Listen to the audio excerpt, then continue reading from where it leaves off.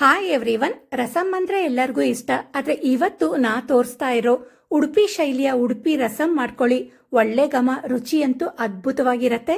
ಬಿಸಿ ಬಿಸಿ ಅನ್ನ ಜೊತೆಗೆ ಇದೊಂದು ರಸಂ ಜೊತೆಗೆ ಉಪ್ಪಿನಕಾಯಿ ಒಂದು ಇದ್ರೆ ಸಾಕು, ಬೇರೆ ಏನು ಬೇಕು ಅಂತ ಅನ್ಸಲ್ಲ. ತೃಪ್ತಿಯಾಗಿ ಊಟ ಮಾಡ್ಬೋದು, ಅಷ್ಟು ರುಚಿ. ಯಾವಾಗ್ಲೂ ಅದೇ ತರಕಾರಿ ಬೇಳೆ ಸಾರು ತಿಂದು ಬೇಜಾರಾದಾಗ ಈ ರೀತಿ ರಸಂ ಮಾಡ್ಕೋಬಹುದು, ದಿಢೀರಾಗಿ ತಯಾರಾಗತ್ತೆ. ಈ ರಸಂಗೆ ಅಷ್ಟು ಘಮ, ರುಚಿ ಇರೋದು ಫ್ರೆಶ್ ಆಗಿ ಮಾಡ್ಕೊಳ್ಳೋ ಸಾರಿನ ಪುಡಿಯಿಂದ.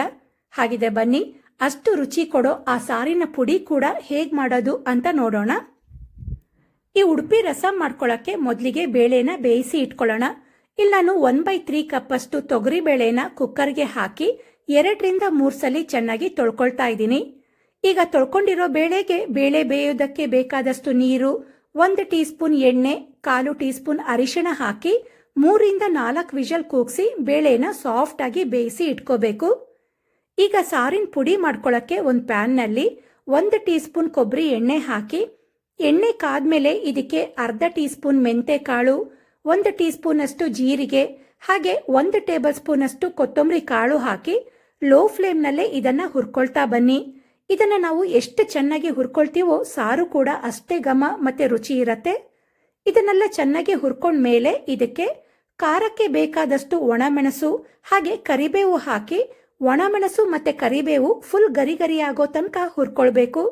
ಇದನ್ನ ಹುರಿತಿದ್ದಂಗೆ ಒಳ್ಳೆ ಘಮ ಬರ್ತಾ ಇರತ್ತೆ. ನೋಡಿ, ಇದೆಲ್ಲ ಚೆನ್ನಾಗಿ ಹುರ್ಕೊಂಡಿದ್ದಾಗಿದೆ. ಈಗ ಫ್ಲೇಮ್ ಆಫ್ ಮಾಡಿ ಇದಕ್ಕೆ 1/4 ಟೀ ಸ್ಪೂನ್ ಇಂಗು ಹಾಕಿ ಪ್ಯಾನಿನ ಶಾಖ ಇರತ್ತಲ್ಲ ಅದರಲ್ಲೇ 1 ನಿಮಿಷ ಹುರ್ಕೊಳ್ಬೇಕು. ಇದನ್ನೆಲ್ಲ ಹುರ್ಕೊಂಡ ನಂತರ ಇದನ್ನ ಆರಿಸಿ ಮಿಕ್ಸಿ ಜಾರ್ಗೆ ಹಾಕೊಂಡು ಮೊದಲಿಗೆ ಇದನ್ನಷ್ಟೇ ಗ್ರೈಂಡ್ ಮಾಡ್ಕೋಬೇಕು. ನಂತರ ಇದಕ್ಕೆ ನೀರನ್ನ ಹಾಕಿ ಗ್ರೈಂಡ್ ಮಾಡ್ಕೊಂಡ್ರೆ ಫುಲ್ ನೈಸ್ ಆಗಿ ಗ್ರೈಂಡ್ ಆಗತ್ತೆ. ಈಗ ಒಗ್ಗರಣೆಗೆ ಒಂದು ಪಾತ್ರೆಯಲ್ಲಿ 2 ಟೀ ಸ್ಪೂನ್ ಕೊಬ್ಬರಿ ಎಣ್ಣೆ ಹಾಕೊಳ್ತಾ ಇದ್ದೀನಿ.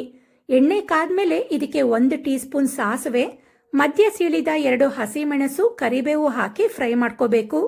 ಸೌತ್ ಕೇಂದ್ರ ಸೈಡ್ನಲ್ಲಿ ಆಲ್ಮೋಸ್ಟ್ ಎಲ್ಲ ಅಡುಗೆಗೆ ಕೊಬ್ಬರಿ ಎಣ್ಣೆ ಬಳಸ್ತಾರೆ, ಆದ್ರಿಂದ ನಾನು ಇದಕ್ಕೆ ಕೊಬ್ಬರಿ ಎಣ್ಣೆನೇ ಹಾಕಿದ್ದೀನಿ.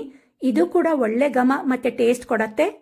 ನಂತರ ಇದಕ್ಕೆ ಹೆಚ್ಕೊಂಡ 3 ಹಣ್ಣು ಟೊಮ್ಯಾಟೊನ ಹಾಕೊಳ್ತಾ ಇದ್ದೀನಿ. ಹಾಗೆ ಇದ್ರ ಜೊತೆಗೇನೆ ರುಚಿಗೆ ತಕ್ಕಷ್ಟು ಉಪ್ಪು, 1/2 ಟೀ ಸ್ಪೂನ್ ಅರಿಶಿಣ ಹಾಕಿ ಫ್ರೈ ಮಾಡ್ಕೊಳ್ಬೇಕು. ಟೊಮ್ಯಾಟೊ ಎಲ್ಲ ಫುಲ್ ಸಾಫ್ಟ್ ಆಗೋ ತನಕ ಫ್ರೈ ಮಾಡ್ಕೊಳ್ಳಿ. ಟೊಮ್ಯಾಟೊ ಜೊತೆಗೇನೆ ಉಪ್ಪನ್ನು ಕೂಡ ಹಾಕಿರೋದ್ರಿಂದ ಟೊಮ್ಯಾಟೊ ಬೇಗ ಸಾಫ್ಟ್ ಆಗತ್ತೆ. ಈ ರೀತಿ ಟೊಮ್ಯಾಟೊ ಫುಲ್ ಸಾಫ್ಟ್ ಆದ್ಮೇಲೆ ಒಂದು ಸಣ್ಣ ನಿಂಬೆ ಹಣ್ಣಿನ ಗಾತ್ರದಷ್ಟು ಹುಣಸೆ ಹಣ್ಣಿನ ರಸ ಹಾಕೊಳ್ತಾ ಇದ್ದೀನಿ. ಹಾಗೆ 1-2 ಟೇಬಲ್ ಸ್ಪೂನ್ ಅಷ್ಟು ಬೆಲ್ಲ ಹಾಕೊಂಡು ಇದು ಕುದಿಲಿಕ್ಕೆ ಬೇಕಾದಷ್ಟು ನೀರನ್ನ ಹಾಕಿ ಚೆನ್ನಾಗಿ ಕುದಿಸ್ಕೊಳ್ಬೇಕು. ಈ ಉಡುಪಿ ರಸಂಗೆ ಬೆಲ್ಲ ಹಾಕುದ್ರೇನೆ ರುಚಿ ಕೊಡೋದು. ನಾನಿಲ್ಲಿ 1 ಟೇಬಲ್ ಸ್ಪೂನ್ ಅಷ್ಟು ಬೆಲ್ಲ ಹಾಕಿದ್ದೀನಿ. ಸ್ವಲ್ಪ ಸಿಹಿ ಇಷ್ಟಪಡೋರು 2 ಟೇಬಲ್ ಸ್ಪೂನ್ ಅಷ್ಟು ಬೆಲ್ಲನ ಹಾಕೊಳ್ಬೋದು. ಹುಳಿ ಸಿಹಿ ಎಲ್ಲ ಚೆನ್ನಾಗಿ ಹೊಂದ್ಕೊಂಡು ಇದು ಈಗ ಕುದಿಲಿಕ್ಕೆ ಸ್ಟಾರ್ಟ್ ಆಗಿದೆ. ಇದಕ್ಕೆ ಸಾಫ್ಟ್ ಆಗಿ ಬೇಯಿಸ್ಕೊಂಡ ಬೇಳೆನ ಮಸ್ತು ಹಾಕೊಂಡು ಚೆನ್ನಾಗಿ 1 ಕುದಿ ಬರೋ ತನಕ ಕುದಿಸ್ಕೊಳ್ಬೇಕು. ಈ ರಸಂಗೆ ಬೇಳೆ ಕ್ವಾಂಟಿಟಿ ಆದಷ್ಟು ಕಡಿಮೆ ತಗೊಳ್ಳಿ. ಬೇಳೆ ಸ್ವಲ್ಪ ಜಾಸ್ತಿ ಆಯ್ತು ಅಂದ್ರೆ ರಸಂ ಕೂಡ ಮಂದ ಆಗ್ಬಿಡತ್ತೆ, ಅವಾಗ ರುಚಿಯಲ್ಲೂ ವ್ಯತ್ಯಾಸ ಇದ್ದೇ ಇರತ್ತೆ. ಅದರಿಂದ ಬೇಳೆನ ಕಡಿಮೆ ಹಾಕೊಳ್ಳಿ. ಬೇಳೆ ಎಲ್ಲ ಚೆನ್ನಾಗಿ ಕುದ್ಮೇಲೆ ಕೊನೆಯದಾಗಿ ಇದಕ್ಕೆ ಹುರಿದು ಗ್ರೈಂಡ್ ಮಾಡ್ಕೊಂಡ ಖಾರನ ಹಾಕೊಳ್ಳೋಣ.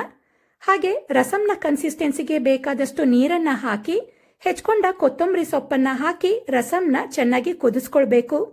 ಈ ರಸಂ ಕುದೀತಿದ್ದಂಗೆ ಹುರಿದು ಗ್ರೈಂಡ್ ಮಾಡ್ಕೊಂಡ ಆ ಪುಡಿದು ಒಳ್ಳೆ ಘಮ ಬರ್ತಾ ಇರತ್ತೆ. ರುಚಿನೂ ಕೂಡ ತುಂಬಾನೇ ಚೆನ್ನಾಗಿರತ್ತೆ. ಸೇಮ್ ದೇವಸ್ಥಾನದಲ್ಲಿ ಊಟ ಮಾಡಿದ ಅನುಭವ ಕೊಡತ್ತೆ. ಖಂಡಿತ ಟ್ರೈ ಮಾಡಿ, ಮನೆಯಲ್ಲಿ ಎಲ್ಲರಿಗೂ ಇಷ್ಟ ಆಗೋದು ಗ್ಯಾರಂಟಿ. ಈಗ ತುಂಬಾನೇ ರುಚಿಯಾದ ಉಡುಪಿ ರಸಂ ರೆಡಿಯಾಗಿದೆ. ಉಡುಪಿ ರಸಂ ರೆಸಿಪಿ ನಿಮಗೆ ಇಷ್ಟ ಆಗಿದೆ ಅಂತ ಅನ್ಕೊಳ್ತೀನಿ.